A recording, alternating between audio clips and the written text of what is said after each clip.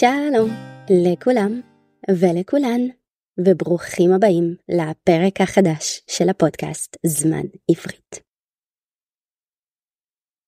בשנת 2022 ובשנת 2023, בסוף דצמבר, עשיתי פרק סיכום שנה. השנה לא הספקתי להוציא פרק כזה בסוף דצמבר, אבל אני מאוד אוהבת את הפורמט הזה, ואני רוצה להמשיך את המסורת הזאת. אז, למרות שעכשיו אנחנו כבר בינואר 2025, אני רוצה להוציא פרק סיכום לשנת 2024. אז הפעם, אני אענה על 6 שאלות שונות על השנה שבדיוק נגמרה. וכמובן שאני מזמינה גם אתכם לענות על השאלות האלה. אתם יכולים לעשות את זה בעברית או בשפת האם שלכם. ודבר אחרון, בפרק הזה אני אגיד הרבה פעמים את המילה השנה. לדוגמה, בשאלה, מה הספר הכי טוב שקראת השנה? אז כשאני אומרת את זה, אני מתכוונת לשנת 2024. כי על זה אני הולכת לדבר בפרק. אוקיי, זהו. מוכנים? בואו נתחיל.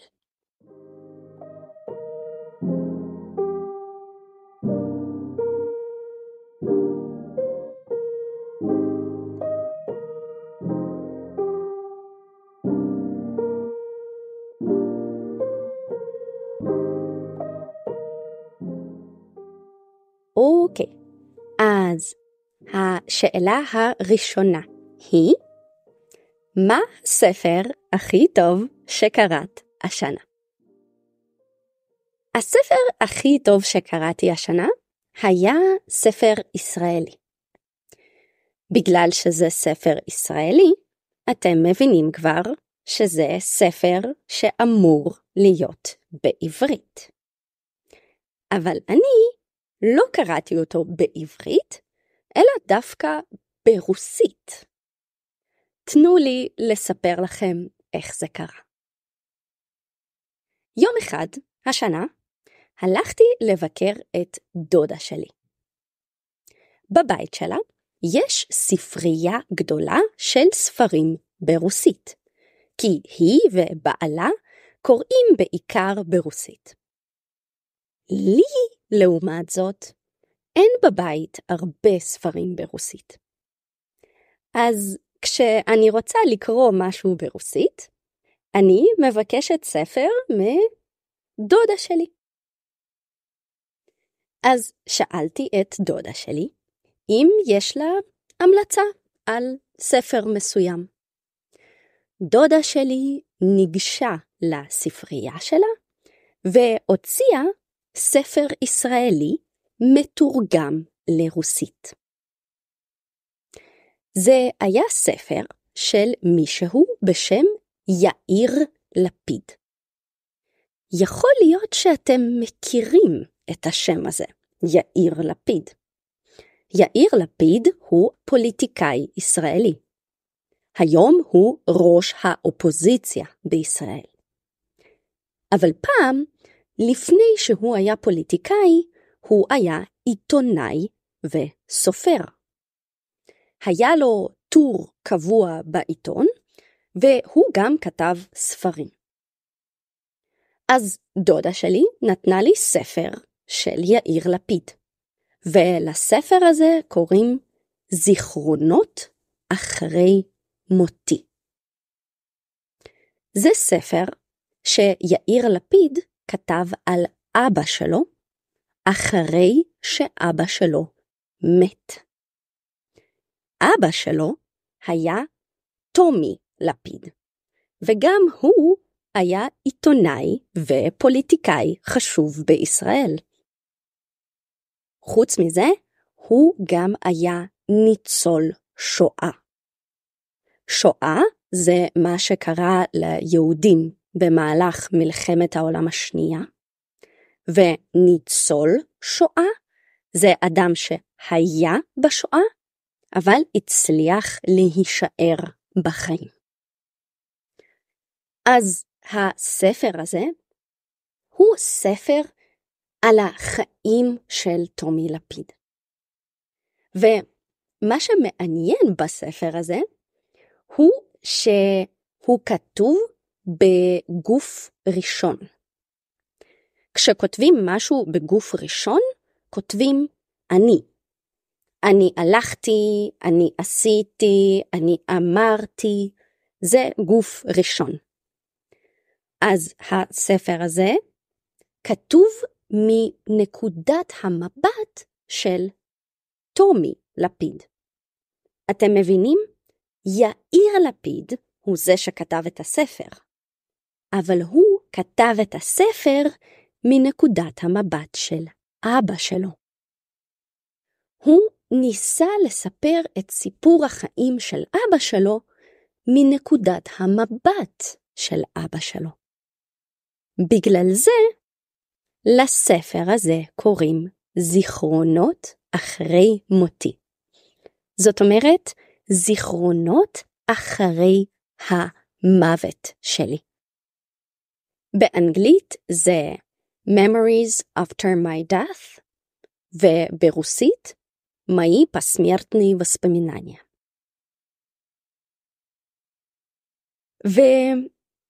ואני חשבתי שהספר הזה כתוב מצוין. וגם חשבתי שסיפור החיים של טומי לפיד הוא מאוד מעניין. כי זה לא רק סיפור החיים האישי שלו. דרך הסיפור הזה אפשר ממש ללמוד על ההיסטוריה של מדינת ישראל. זה ספר די ארוך, אבל אני קראתי אותו מהר, כי הוא היה מאוד מעניין. ואני מאוד ממליצה גם לכם לקרוא אותו. אבל אני ממליצה לכם לקרוא אותו קודם כל בשפת האם שלכם, או לפחות בשפה שאתם מבינים טוב. כמובן שאתם יכולים לנסות לקרוא אותו בעברית.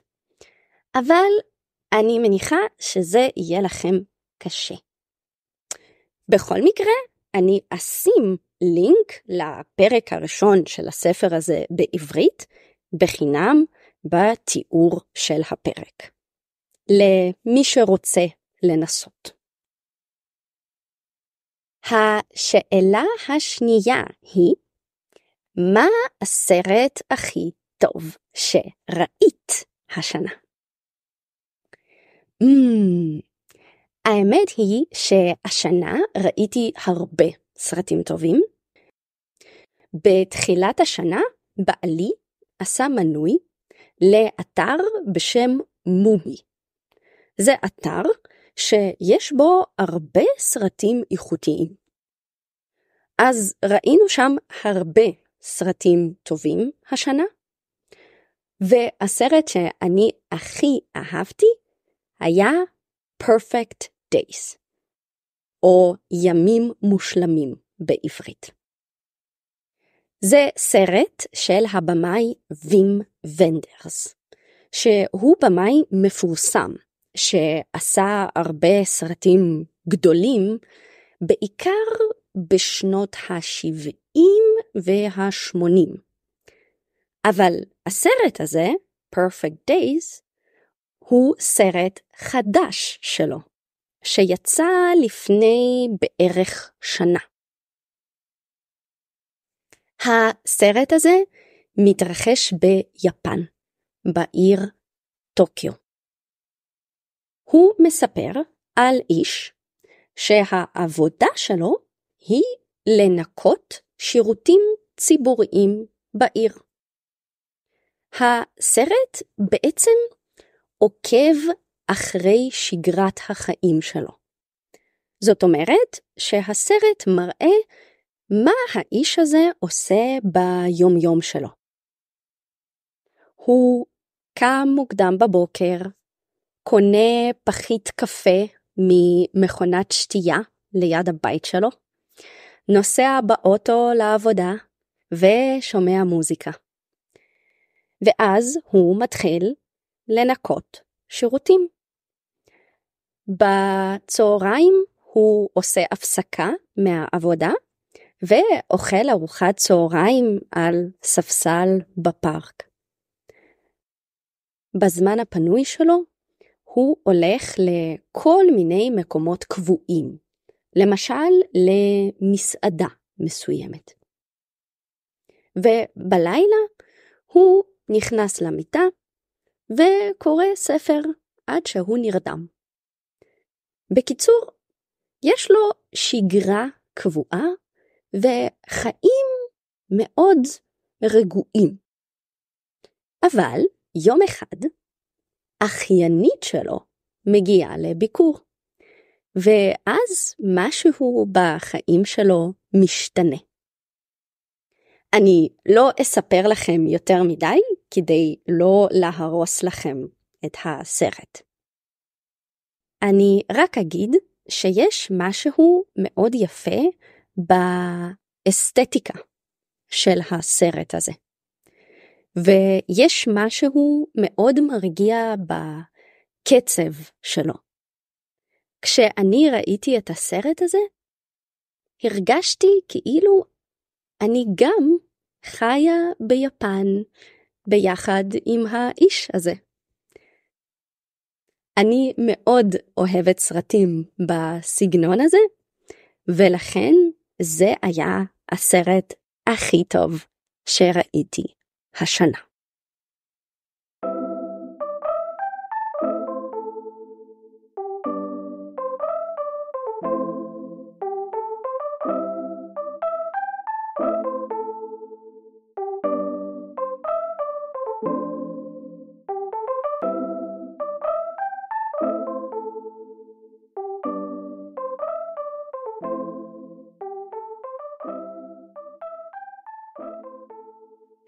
השאלה השלישית היא, איזה ביטוי מתאר בצורה טובה את השנה שלך?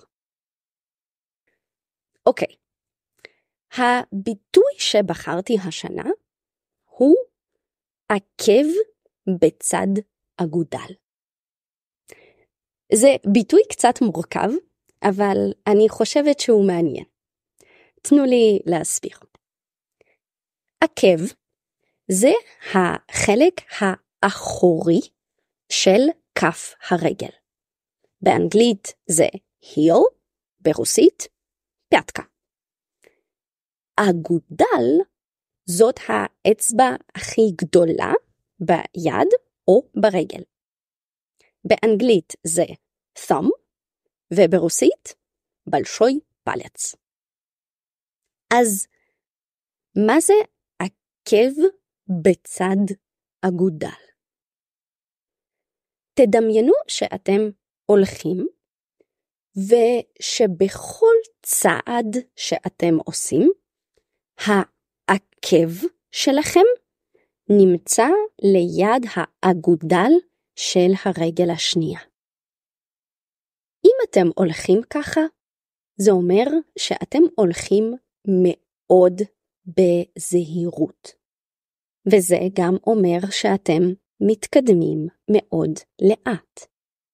אתם הולכים צעד צעד. אז זה מה שהביטוי הזה אומר. ללכת בזהירות ולהתקדם לאט. אז למה זה הביטוי שמתאר את השנה שלי? כי בעצם בשנה הזאת היה מאוד קשה לתכנן דברים לטווח ארוך. הסיבה העיקרית לזה היא כמובן המלחמה. אבל לא רק. זה כאילו כל העולם נמצא בתקופה כזאת שקשה לדעת מה יהיה בשנה הבאה, בעוד שנתיים, בעוד 5 שנים. אז בשנה הזאת הרגשתי שקשה לי מאוד לתכנן דברים לטווח ארוך. הרגשתי שכדאי בעיקר לחיות בהווה, כאן ועכשיו, לעשות מה שצריך בהווה, וגם ליהנות ממה שיש בהווה. אז השנה בעצם חייתי בלי לתכנן דברים לטווח ארוך. לפעמים הרגשתי שאני פשוט חיה יום אחרי יום, בלי לרוץ קדימה, לאט לאט, צעד אחרי צעד, עקב בצד אגודל.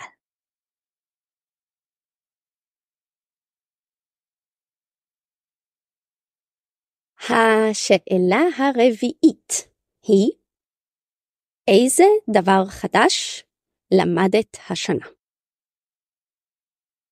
מה שלמדתי השנה זה להצליח ליהנות לצייר.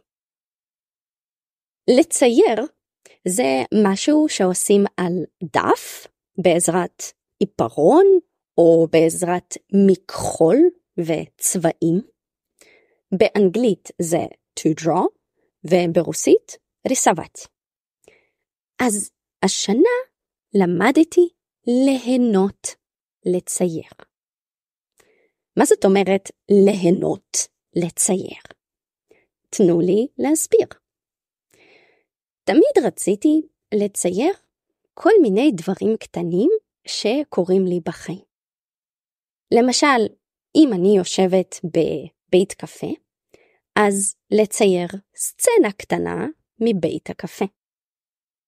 או אם אני יושבת על ספסל בפארק, אז לצייר סצנה קטנה מהפארק. בעצם רציתי שיהיה לי סוג של יומן ויזואלי.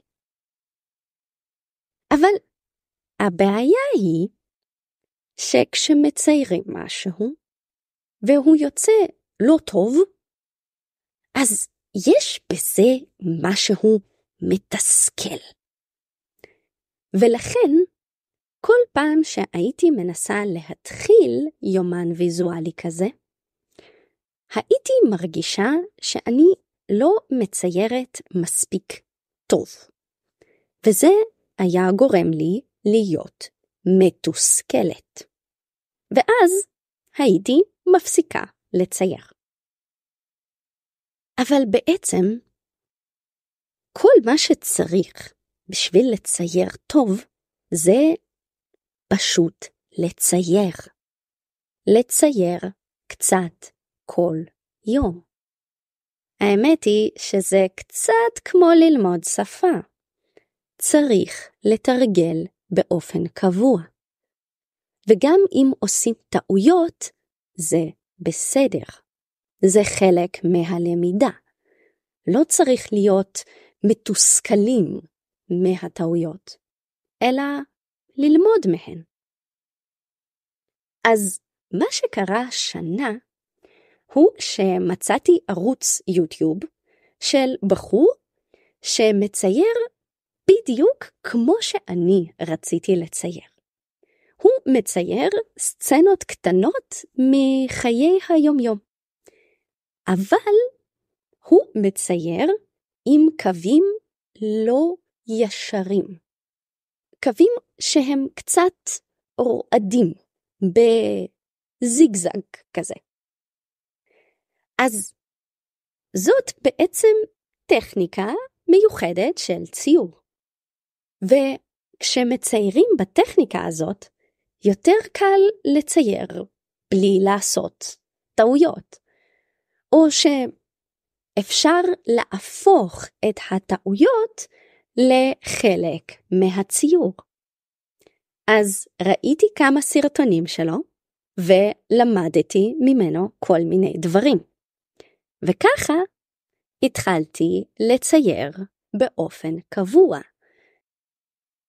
אז בקיצור, אני מרגישה שהשנה למדתי לצייר,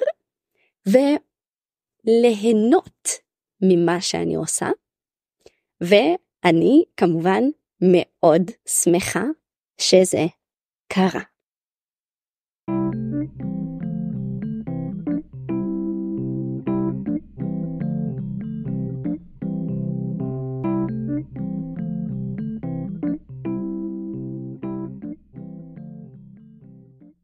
אוקיי, השאלה החמישית היא, מה את רוצה להספיק לעשות בשנה הבאה? אז אם אתם שומעים את הפודקאסט הזה, כנראה שלא תפתעו שאחד הדברים שאני רוצה להספיק לעשות בשנה הבאה הוא לנסוע לכנס פוליגלוטים. בדיוק בשבוע שעבר קיבלתי מייל שאומר שבשנה הבאה הכנס הזה יהיה בסוף מאי בעיר ברנו בצ'כיה. אני אף פעם לא הייתי בברנו, אז אני חושבת שזה יהיה נחמד. האמת היא שלא מזמן התחלתי ללמוד שפה חדשה. התחלתי ללמוד הונגרית. אז אחת המטרות שלי היא להצליח ללמוד הונגרית כמה שיותר טוב עד לכנס הפוליגלוטים. ככה אני מקווה שאני אוכל לדבר שם גם קצת הונגרית. ובהזדמנות הזאת אני רוצה להזמין גם אתכם להגיע לכנס הזה, אם זה נשמע לכם מעניין. הרבה אנשים חושבים שהכנס הזה הוא רק לאנשים שמדברים המון שפות. למשל, לאנשים שמדברים 5 או 7 שפות ממש טוב. אבל זה לא ככה. גם אם אתם מדברים 2 או 3 שפות, אתם יכולים להגיע. הכנס הזה הוא בשביל כל מי שמתעניין בלמידת שפות, ובשפות באופן כללי. אז למי שרוצה, אני אשים לינק לאתר האינטרנט של הכנס בתיאור של הפרק. חוץ מזה, בשנה הבאה אני רוצה אולי להתחיל ללמוד שוב באוניברסיטה. להתחיל תואר שני. זאת אומרת לימודי מאסטר.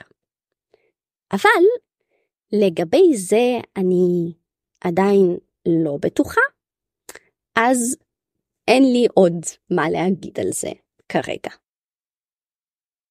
וכמובן שאני מקווה שהשנה הבאה תהיה שנה טובה. לפחות טובה יותר מהשנה האחרונה. השאלה השישית היא, איזה אירוע אתם זוכרים הכי טוב מהשנה שהייתה? האמת היא שהאירוע שאני זוכרת הכי טוב מהשנה הזאת הוא עצוב. בעצם אני זוכרת אותו טוב כי הוא עצוב. אולי אתם זוכרים שלפני בערך שנה סיפרתי בפודקאסט על החטופים הישראלים. הישראלים שנחטפו על ידי חמאס ב7 באוקטובר. וכשסיפרתי על החטופים, סיפרתי גם על חטופה אחת ספציפית, כרמל גת. סיפרתי שאני מכירה אותה ושלמדנו ביחד באוניברסיטה. ואמרתי שאני מקווה שהיא תחזור הביתה כמה שיותר מהר. אבל לצערי זה לא מה שקרה. ב-1 בספטמבר 2024 הצבא מצא את כרמל ועוד 5 חטופים אחרים מתים במנהרה בעזה. כרמל והחטופים האחרים בעצם נרצחו על ידי חמאס יום או יומיים לפני כן. זה כנראה קרה בגלל שחמאס חשב שהצבא מתקרב למנהרה הזאת כדי לנסות להציל את החטופים. ואני ממש זוכרת את הרגע שבו גיליתי על זה. זה היה הדבר הראשון שראיתי בבוקר כשפתחתי את הטלפון שלי. זה היה מאוד מפתיע ומאוד מאוד עצוב. יום אחר כך נסעתי להלוויה של כרמל בקיבוץ בארי. להלוויה הזאת הגיעו הרבה מאוד אנשים. ההלוויה הייתה בצהריים, וכשהיא נגמרה, השמש התחילה לשקוע. קיבוץ בארי הוא מקום מאוד יפה, והשקיעה הייתה מאוד יפה. כשהסתכלתי על המקום הזה בשקיעה, חשבתי שממש קשה לדמיין את כל הדברים הנוראיים שקרו שם ב7 באוקטובר. אבל גם חשבתי על זה שכרמל מאוד אהבה את הטבע, ושאני שמחה שהזיכרון האחרון שנשאר לי ממנה הוא של השקיעה היפה הזאת בקיבוץ בארי.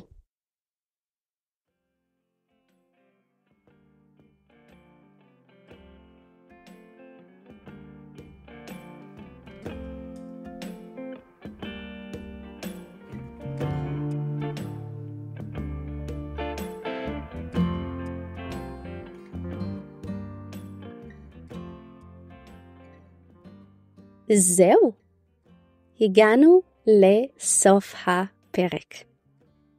כמו תמיד, אני באמת מאוד אשמח לשמוע ולקרוא את הסיפורים שלכם, או יותר נכון, את התשובות שלכם לשאלות בפרק הזה. אתם יכולים לשלוח לי את התשובות שלכם במייל, או פשוט לכתוב תגובה לפרק. חוץ מזה, כמו תמיד, אני מזכירה שלפרק הזה יש טרנסקריפט. זאת אומרת, כל מה שאמרתי בצורת טקסט. כדי לקבל את הטרנסקריפט, צריך לעשות מנוי בפלטפורמה בשם קופי, או בפלטפורמה בשם פטריון. וכמובן שבהזדמנות הזאת אני רוצה להגיד תודה ענקית. זאת אומרת ממש ממש גדולה לכל האנשים שתמכו בפודקאסט הזה השנה. באמת, תודה רבה לכם. זהו. תודה רבה שהאזנתם והאזנתן, ואנחנו נשתמע בפעם הבאה.